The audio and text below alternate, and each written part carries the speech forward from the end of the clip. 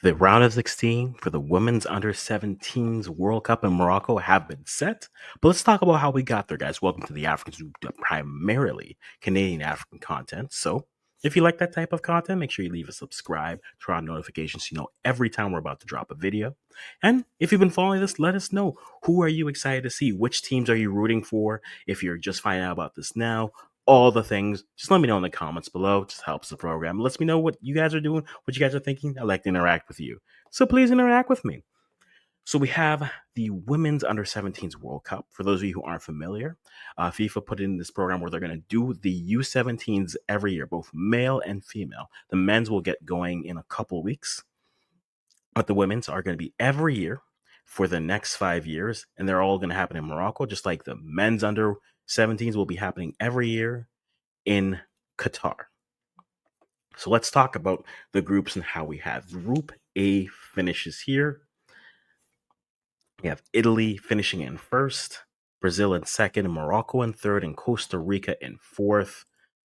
I think if people go by just groups and look at names, they would assume, okay, Brazil's probably going to win this group. Maybe Morocco does well. Italy, I think, maybe surprise some, but I'm not pretty much surprised. Giulia Galli, I think right now, who's leading the competition in the Golden Boot race, um, along with her teammates, put this team on her back and have got them to the top of their group.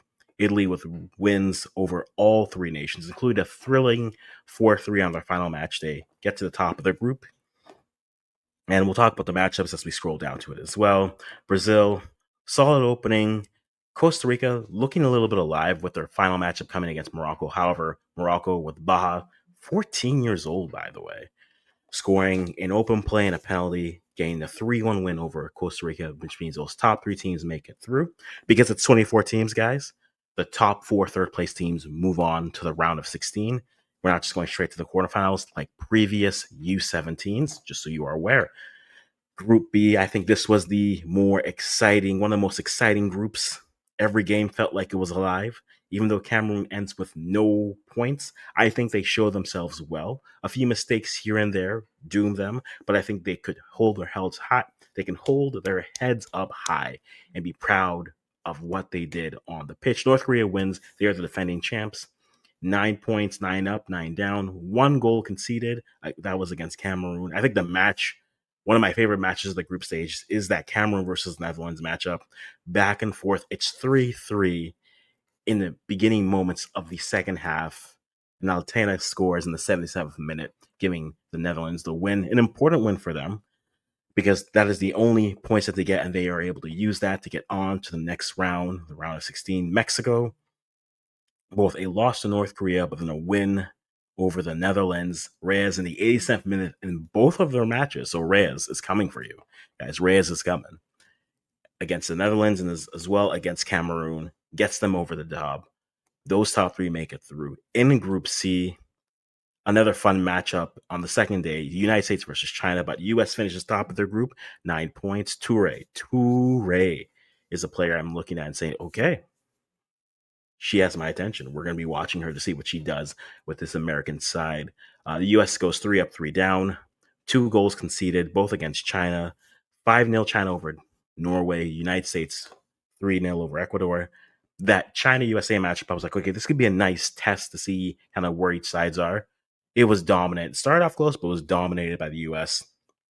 with a late equalizer coming from the Chinese.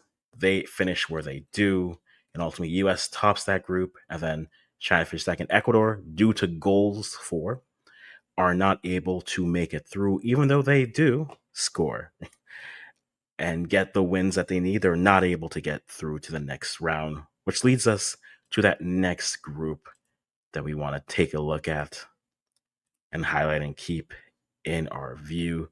And that comes down to Group D, Canada, again, Canadian African. So yeah, Canada, Nigeria in the same group. Oh, I was watching this group. And Canada comes through. I like what I saw from the Canadians, the Baby Reds, trademark pending, or that's what we call them. 9 points here, 2 goals conceded, one against France and one against Nigeria. Start off a little bit slow. Nigeria able to get through, though I think in certain spots, coaching substitutions let them down. Nigeria are able to get through with a win over Samoa. And I know Samoa finishes with just no points, 14 goals conceded. I think they showed themselves very well here. I don't think they can lead this tournament not feeling proud. They were keeping it close with France in their first matchup. 2 goals off 2 set pieces, very efficient. Against Canada, though, the dam breaks, so then Nigeria finishes the job. But the Samoans very much proud of what they did. I liked the energy that they came into this competition with, and I think they will show well in future tournaments. Spain, everyone's darlings, everybody loves them, and Colombia get past this group. South Korea and Cote d'Ivoire just unable to find wins. A draw versus themselves score South Korea and Cote d'Ivoire, but unable to find wins anywhere else. Both finishing with negative 6 goal difference and 1 draw, 2 losses. And Spain moves on with Colombia as well. Then Group F, also a very low key competitive group. You had Japan and Paraguay. I don't think many people had Paraguay finishing tied for the lead in this group. Maybe in second, but not tied for the lead. I certainly did, but that's based off of my lack of research. And so you have Japan topping this group with Paraguay and then Zambia, who get their win versus New Zealand at the end. Zambia, also similar to, say, Cameroon, weren't weren't outright outplayed, certainly made every game they played difficult for their opponents. And I think they are a team that you can watch and say, could they maybe get a result versus a side in the round of 16? It is very much possible. As we mentioned before, Zambia, Nigeria, Morocco, 3 African sides make it through on third place points. And then the Netherlands are able, with their goal scoring, because again, as you can see, they did score the same, they have the same points as the Ecuador. However, due to goals scored, they're able to make it through. And this is where we find ourselves. Brazil versus China, South Canada versus Zambia, North Korea versus Morocco, and Japan versus Colombia. That side of the bracket, you have most of the Asian powerhouses, Brazil and Canada. Yes, Colombia is there, Morocco is there, and Zambia are there. But I think that is going to be a very interesting battle of attrition. And then on the second half, you have Spain versus France, USA versus Netherlands, Mexico versus Paraguay, Italy versus Nigeria. You could potentially have matchups in the next round. Hypothetical, of course. We're not saying that's what we want to see, but think of the matchups: a Spain or France versus United States, a, a Mexico or Paraguay versus Italy or Nigeria. And yes, the Netherlands can also win as well. Brazil versus China could be a very intriguing matchup. I do think this Canada versus Zambia matchup, Nigeria gave Canada problems in the first half, and I think Zambia in this tournament have been a lot more decisive in the final third. So if Canada isn't able to put this game away early, I feel like this is a game where they'll hang around. There will definitely be goals in this game, but I think Canada need to be wary not to overlook. You're in the round of 16. Everyone deserves to be here.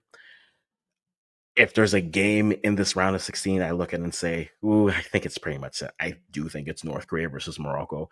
The hosts have done a good job hosting, but they're facing the defending champions. But hey, as some people would tell me, the ball is round and we see what happens on the pitch. But my matchups I'm looking forward to starting tomorrow and Wednesday. I'm definitely looking at that Canada versus Zambia matchup because, the Canadian in me and the African in me. This Brazil versus China matchup intrigues me. Spain versus France could be a battle of familiarity. And so we could see something interesting out of curiosity. Mexico versus Paraguay. I am curious to see how that game goes because, again, like I said, I didn't expect Paraguay to finish tied for first in the group. So I think there's something there. And being from CONCACAF, you cannot underestimate the powers that be that are Mexico. So you have to give them their respect, and I wonder how they're able to look within here. And so that Paraguay versus Mexico matchup, I'm very much intrigued to see how it turns out. If I won't give predict, actually, maybe I will give you guys some predictions, kind of where it is. So that game intrigues me. Colombia versus Japan also low key could be a fun matchup, just because, again, familiarity, style, how they look in the group stage. I think Colombia will be a tough fight. Japan have just seemed like a team that's wanted to be the first to every ball and quicker to those moments. But I'm very much curious what you guys think could happen here. So these are your matchups. If I had to give predictions really quickly, I'd say top to bottom, I think it's going to be China versus Canada in the next round. I think North Korea versus, we'll give an upset. We'll go over Colombia. We'll go North Korea versus Colombia in the quarterfinals. I'll go Spain versus the United States. That could be interesting. And then I'm gonna go Mexico versus Italy. That's my predictions.